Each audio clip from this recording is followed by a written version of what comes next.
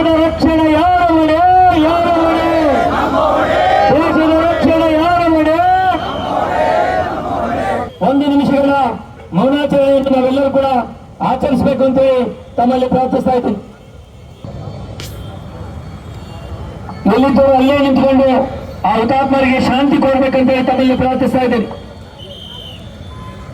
ಇವತ್ತು ಕಾಶ್ಮೀರದಲ್ಲಿ ಏನು ಹಿಂದೂಗಳ ಹತ್ಯೆ ಆಗ್ತಾ ಇದೆ, ಈ ಹತ್ಯೆಯನ್ನು ಖಂಡಿಸಿ ಇವತ್ತು ಪ್ರತಿಭಟನೆಯಲ್ಲಿ ಭಾಗವಹಿಸಿದ್ದಾರೆ.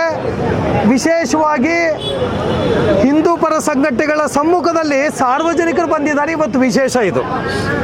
ಸಾರ್ವಜನಿಕರು ತಮ್ಮ ಅಂಗಡಿ ಮುಂಗಟ್ಟುಗಳನ್ನು ಬಂದ್ ಮಾಡ್ಕೊಂಡು ಬಂದಿದ್ದಾರೆ. ಅದಕ್ಕೆ ಎಲ್ಲರಿಗೂ ನಾನು ಅಭಿನಂದನೆಗಳನ್ನು ಸಲ್ಲಿಸ್ತೇನೆ. ನಮ್ಮ ಪ್ರಧಾನಮಂತ್ರಿಗಳಿಗೆ ಮೋದಿಜಿಯವರ ಜೊತೆಯಲ್ಲಿ ನಾವು ಸಾರ್ವಜನಿಕರು ನಾವಿದ್ದೇವೆ.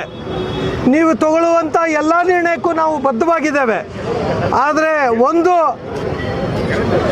ಎಲ್ಲರೂ ಕೂಡ ದೇಶದ ಪರವಾಗಿ ನಿಂತಿದ್ರೆ, ಇವತ್ತು ನಮ್ಮ ಕಾಂಗ್ರೆಸ್ಸಿನ ಮುಖ್ಯಮಂತ್ರಿಗಳಾಗಿರುವಂಥ ಸಿದ್ದರಾಮಯ್ಯನವರು ಒಂದು ಕಡೆ ಹೇಳ್ತಾರೆ ಯುದ್ಧ ಮಾಡಬಾರ್ದು ಅಂತೇಳಿ. ಆದರೆ ಯುದ್ಧ ಮಾಡಬಾರ್ದು ಅಂತ ಹೇಳಿದ್ರೆ ಸಿದ್ದರಾಮಯ್ಯನವರೇ ನೀವು ಹೋಗಿ ಪಾಕಿಸ್ತಾನದಲ್ಲಿರಿ. ಯಾರ್ಯಾರು ಭಯೋತ್ಪಾದಕರ ಪರವಾಗಿದ್ದಾರೋ, ಯಾರ್ಯಾರು ಪಾಪಿ ಪಾಕಿಸ್ತಾನದ ಪರವಾಗಿದ್ದಾರೋ ಅವರೆಲ್ಲರ ವಿರುದ್ಧ ಕೂಡ ಇವತ್ತು ಪ್ರತಿಭಟನೆಯನ್ನು ಮಾಡ್ತಿದ್ದೀವಿ. ಬಳ್ಳಾರಿಯ ನಿರಂತರ ಸುದ್ದಿಗಾಗಿ ಬಳ್ಳಾರಿ ಬೆಳಗಾಯಿತು ಚಾನೆಲ್ನ ಸಬ್ಸ್ಕ್ರೈಬ್ ಮಾಡಿ ಹಾಗೂ ಬೆಲ್ ಐಕಾನ್ ಒತ್ತಿ.